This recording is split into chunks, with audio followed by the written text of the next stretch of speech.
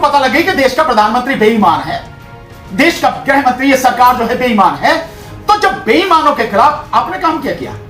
आपने क्या एफआईआर कराई? आपने क्या प्राइम मिनिस्टर को अरेस्ट करने के, जेल में डालने के आदेश दिए? नहीं दिए ना आपने। यूपी में बीजेपी की सरकार बन गई, आप इन्हें नहीं रोक पाओगे। फिर वो हिंदू राष्ट्र की जिसकी बात चल रही है, फिर हिंदू राष्ट्र की वाकई ये घोषणा करेंगे और फिर लोगों का वो हाल करेंगे, विशेषकर बहुजन समाज के जो लोग हैं, यानी एससी, एसटी, ओबीसी और माइनॉरिटी के जो लोग हैं, उनकी जिंदगी जहन्नुम बना दी जाएगी। मैं डरा नहीं रहा हूं, मैं आपको हकीकत बता रहा हूं। अगर लोगों ने इस देश का इतिहास जाना है तो वो जान ले कि 1947 से पहले की जो स्थिति थी, उसी स्थिति में इतने पूरे समाज को ढकेलने की, ले जाने की सारी साजिश, सारा षड्यंत्र हो रहा है। इस देश के संविधान को खत्म किया जाए, इस देश के लोकतंत्र को खत्म किया जाए, लोगों के अधिकारों को खत्म किया जाए, यह तैयारी 2029 के लिए की जा रही है। और 2029 के लिए ही वन नेशन वन इलेक्शन का बिल तैयार किया गया है, जिसके माध्यम से इस देश में लोकसभा और सभी राज्यों की विधानसभाओं का चुनाव करा के, लोकसभा में 400 सीट लाके और आधे से अधिक राज्यों पर अपनी सरकार बना के बीजेपी इस देश के संविधान के माध्यम से, जो संविधान में अनुच्छेद 368 है, 368, आर्टिकल 368, उसके माध्यम से संविधान में संशोधन करके इस देश के संविधान को खत्म करेगी। याद रखना मेरी बात, इसी के लिए सब कुछ किया जा रहा। इसलिए चुनाव का बहिष्कार नहीं और अब चुप बैठना नहीं, इलेक्शन कमीशन को इस सीट से उतारा जाए, उसके खिलाफ मुकदमा करा जाए, जितने भी हो और जितने भी अधिकारी इस समय शामिल हो, सबके खिलाफ मुकदमा हो इसके लिए, और एसआईआर खत्म हो, बंद हो, और इस देश में कोई चुनाव जब तक न होने दिया जाए, जब तक ये सब कुछ ठीक ना हो जाए, इसके लिए देश की जनता को आंदोलन करना पड़ेगा।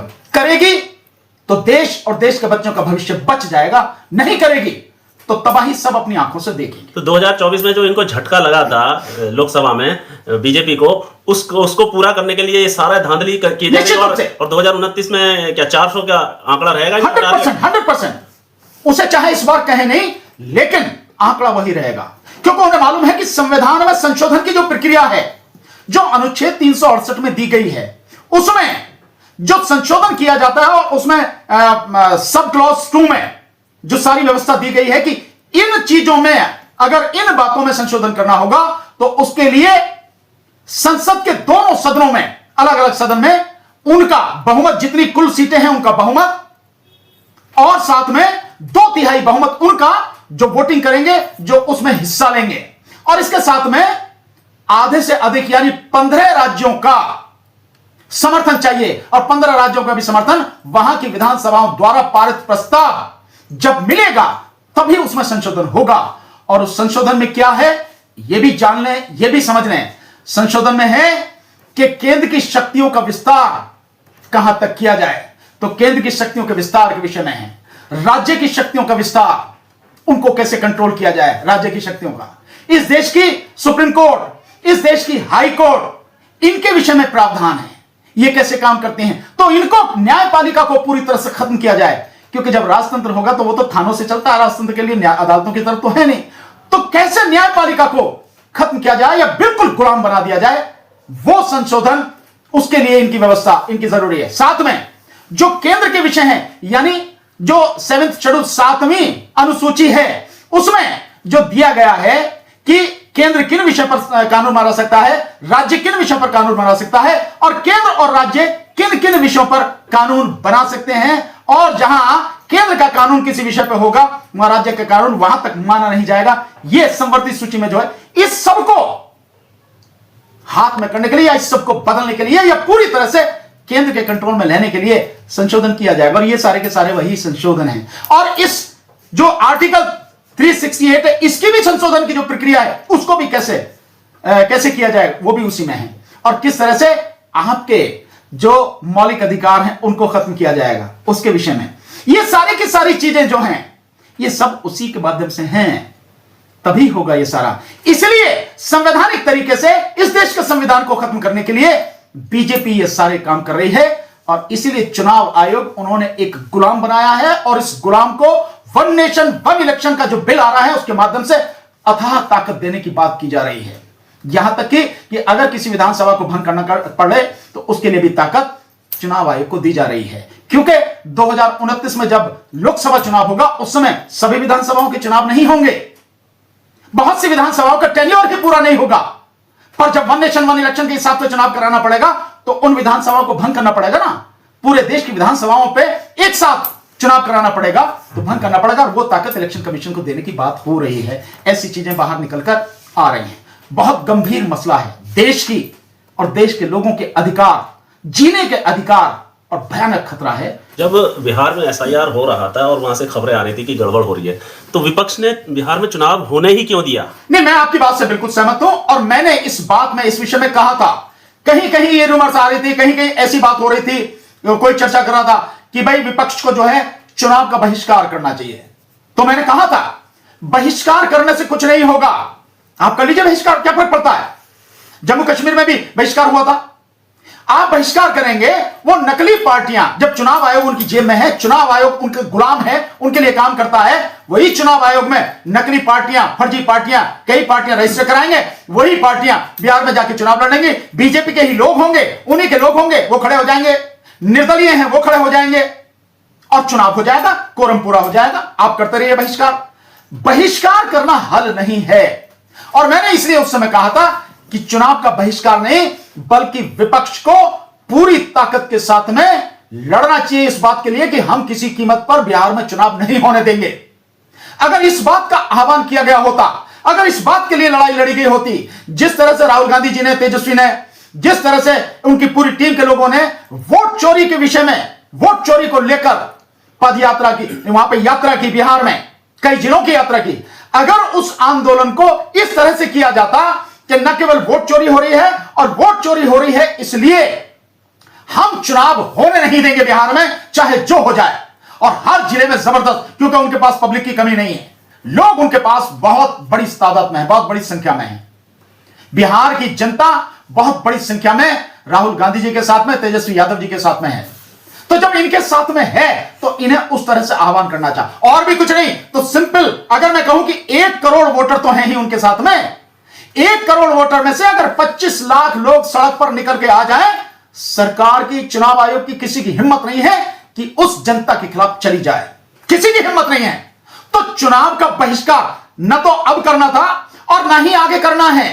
बहिष्कार नहीं करना है, चुनाव ही नहीं होने देना, लड़ाई इस लेवल पर इस तरह से, और यह लड़ाई होनी चाहिए। खबर ये आ रही है कि विपक्ष सुप्रीम कोर्ट की तरफ रुख करना चाह रहा है। मैं कह रहा हूं अगर आप जाना चाह रहे हैं तो चले जाओ, अगर आपने जो है जानबूझकर कुएं में डूब के मरने की ही सोच रखी है विपक्ष ने, तो बिल्कुल सुप्रीम कोर्ट जाए। क्या जो विपक्ष है, जो सुप्रीम कोर्ट जा रहा है, क्या उसे इस बात से समझ में नहीं आ रही है कि एसआईआर को लेकर जो 12-14 पिटीशन जितनी भी हैं, वो जिस दिन एसआईआर की घोषणा करी गई उसके बाद में वो पिटीशन लगाई गई, और उस पिटीशन पर आज तक कुछ नहीं हुआ। एक तरफ सुप्रीम कोर्ट ने कहा कि अगर कहीं गलती पाई गई तो हम जो है इस चुनाव को, इस एसआईआर को रोक देंगे। तो अब तो इससे बड़ी गलती और क्या, इससे बड़ी जो है धांधली और क्या होगी, इससे बड़ी गड़बड़ी क्या होगी, अब सामने है। सो ये कहते कहते सुप्रीम कोर्ट ने बाकायदा तरीके से चुनाव आयोग द्वारा किए जा रहे सारे गड़बड़ घोटाले को, धांधली को, फर्जीवाड़े को एक तरह से सपोर्ट किया, और डेट पर डेट, डेट पर डेट, डेट पर डेट देकर, तारीख पे तारीख, तारीख पे तारीख देकर चुनाव आयोग को अपना काम करने दिया। तो सुप्रीम कोर्ट सरकार के साथ काम कर रही है। बिल्कुल, इससे और क्या साबित होगा। और मैं आपको और उदाहरण देता हूं, तो जब ये एसआईआर के समय में हो गया, और अभी भी 44 पार्टियों ने, 42 या 44 पार्टियों ने जो तमिलनाडु से हैं, स्टालिन साहब की भी पार्टी उसमें है, उनके डीएमके के नेतृत्व में, और उनके साथ मिलकर फिर एसआईआर पर पिटीशन डाली है। तो क्या हुआ है उसमें डेट लग गई अब, और डेट लगने के बाद क्या होगा, फिर डेट लगेगी और फिर डेट लगेगी, इतने में एसआईआर हो जाएगा, ड्राफ्ट लिस्ट आ जाएगी, उसमें सारा फर्जीवाड़ा सामने आ जाएगा। उसके बाद फर्जीवाड़े को सुप्रीम कोर्ट को दिखाया जाएगा, सुप्रीम कोर्ट उस पर भी कुछ नहीं करेगी, आंख मीच के बैठी रहेगी, कहती हाँ देखेंगे, फिर यही कहेगी अगर धांधली पकड़ी गई, गड़बड़ी पकड़ी गई तो हम पूरी जो एसआईआर को रद्द कर देंगे, करेगी कुछ नहीं। और फिर उसके बाद में चुनावों की घोषणा हो जाएगी, चुनाव हो जाएंगे, रिजल्ट आ जाएगा, सरकार बन जाएगी, और ये पिटीशन बेकार हो जाएंगे। लेकिन विपक्ष तो इस बारे में खुश था कि चुनाव जो बहुत अधिक मात्रा में हुआ है बिहार में, तो वो तो खुश था कि ज्यादा चुनाव वो होने से हमें फायदा होगा और हमारी सरकार बनेगी। नहीं, उसका खुश होना अपनी जगह बिल्कुल ठीक था। विपक्ष हारा नहीं है, विपक्ष को हराया गया है। विपक्ष का खुश होना अपनी जगह सही था। हालांकि चुनाव में बहुत सारी चीजों को ध्यान में रख के चलने की जरूरत, बट विपक्ष खुश था, यह सही बात थी। वो खुश क्यों था? जो वोट चोरी के खिलाफ यात्रा निकाली गई, पूरी दुनिया ने देखा कितना जबरदस्त उसको सपोर्ट मिला, समर्थन मिला, और कितनी पब्लिक, कितनी भीड़ साथ में थी। इसके बाद में जो चुनाव हुआ और चुनाव में जो रैलियां हुई, एक एक दिन में 17, 18 रैली तेजस्वी यादव कर रहे हैं, और हर रैली में जबरदस्त भीड़ है, युवाओं की भीड़ है। युवा विश्वास कर रहे हैं उन पे, और वो जानते हैं कि जब पहले जो है 17 महीने रहे, उसमें जितनी नौकरियां दी, अब जो ये बात कर रहे हैं नौकरी देने की, उस पर विश्वास करके चल रहे थे, इसलिए इतनी भीड़ आ रही थी निकलकर उनकी रैलीज में।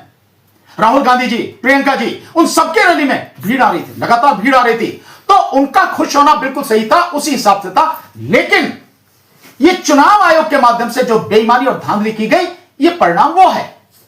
जहां तक अभी मैं सुप्रीम कोर्ट की बात अभी आप कह रहे, एक तो उदाहरण मैंने दिया एसआईआर का, आप पिछले 3-4 उदाहरण और देख लीजिए। क्या कर रही सुप्रीम कोर्ट? सरकार के साथ कैसे खड़ी है, आप उदाहरण से समझे। महाराष्ट्र की जो सरकार गिराई बीजेपी ने, उसके विषय में सुप्रीम कोर्ट ने उस मैटर को डिसाइड करते हुए कहा कि यह पूरी तरह से असंवैधानिक है, गैर कानूनी, गैर संवैधानिक काम किया गया है। लेकिन सरकार को बर्खास्त नहीं किया, और सुप्रीम कोर्ट के मतलब बेईमानी से बनाई हुई सरकार सुप्रीम कोर्ट के फैसले के बावजूद भी पूरा अपना जो कार्यकाल है वो पूरा करके खत्म हुई वहां से। ठीक इसी तरह से इलेक्टोरल बॉन्ड जो थे, उसमें ये सबके सामने आ गया कि 16,500 करोड़ रुपए इलेक्टोरल बॉन्ड के माध्यम से, जो इलेक्टोरल बॉन्ड गैर कानूनी, गैर संवैधानिकता सुप्रीम कोर्ट कह रही है, उसके माध्यम से लिए गए। तो किया क्या आपने? जब आपके सामने, जब स्टेट बैंक ऑफ इंडिया को कहा, उसको टाइप किया, तो उसने सारा डाटा दिया कि किस किसने इलेक्टोरल बॉन्ड लिए। उसके बाद इलेक्शन कमीशन ने अपनी वेबसाइट पर डाला, फिर उसकी जो है गहन जांच पड़ताल पत्रकारों ने की, और निकल के आ गया एक एक चीज का कि किस किस कंपनी से कितने कितने पैसे इलेक्टोरल बॉन्ड के माध्यम से लिए और उनको कितने का धंधा दिया। सब कुछ निकल के आ गया। और ये सब कुछ किसने किया? इस देश के प्रधानमंत्री ने। सब कुछ हुआ क्या, किया क्या? सुप्रीम कोर्ट ने किया क्या? अरे जब आपको पता लगे कि देश का प्रधानमंत्री बेईमान है, देश का गृह मंत्री, ये सरकार जो है बेईमान है, तो जब बेईमानों के खिलाफ आपने काम क्या किया? आपने क्या एफआईआर कराई? आपने क्या प्राइम मिनिस्टर को अरेस्ट करने के, जेल में डालने के आदेश दिए? नहीं दिए ना आपने। तो आपने ये तो कह दिया कि हाँ ये बेईमान है, ये दिखा दिया, आपने कहा नहीं। लेकिन आपने जो काम किया उससे दिख गया इलेक्टोरल बॉन्ड के माध्यम से सरकार बेईमान है और प्रधानमंत्री बेईमान है। पर उस बेईमान के खिलाफ, जिसके खिलाफ आपको कानूनी कार्रवाई करनी चाहिए थी, नहीं की आपने। ठीक इसी तरह से आपने इलेक्शन कमीशन में चीफ जस्टिस ऑफ इंडिया को होना चाहिए, इलेक्शन कमिश्नर जो नियुक्त करते समय, पर एक लाइन नीचे लिख दी कि सरकार चाहे तो इसे बदल सकती है कानून को। सरकार ने बदल दिया, तो दिया क्या कुछ जजमेंट? क्या इन सब चीजों से नहीं लगता कि सुप्रीम कोर्ट देश की सरकार के साथ खड़ी हुई है, मोदी शाह के साथ में खड़ी हुई है? पूरे देश में एसआईआर हो रहा है, और ये जो बिहार मॉडल जो निकल के आया है, ये क्या यूपी में और पश्चिम बंगाल में, तमिलनाडु में, असम में, ये जो एसआईआर के माध्यम से बीजेपी कार्यकर्ताओं के और आरएसएस के लोगों के जो डबल ट्रिपल वोटें बनी हुई हैं, तो ये फैक्टर अब इन स्टेट्स में भी काम करेगा? बिल्कुल करेगा। ये हर राज्य में होगा आने वाले समय में। जैसे अगले साल 2026 में 4-5 राज्यों में चुनाव होने हैं, जिसमें पश्चिम बंगाल है, जिसमें आपका तमिलनाडु, केरल वगैरह है, और आपके जो असम वगैरह है, इनमें जो होने हैं, और फिर 2027 में यूपी में चुनाव होना, यही होगा। इसी धांधली, अगर इसके खिलाफ जन आंदोलन नहीं किया गया, इसके खिलाफ देश की जनता अपने वोट के अधिकार को बचाने के लिए सड़क पर नहीं आई, तो यही बेईमानी होगी। और ममता बनर्जी बहन जी का जो दीदी है ममता बनर्जी, उनकी पार्टी का भी सफाया इसी तरह से चुनाव आयोग के माध्यम से मोदी शाह एंड कंपनी करेंगी। और यूपी में बिल्कुल ऐसे यूपी में होगा। और मैं लिख के देता हूं,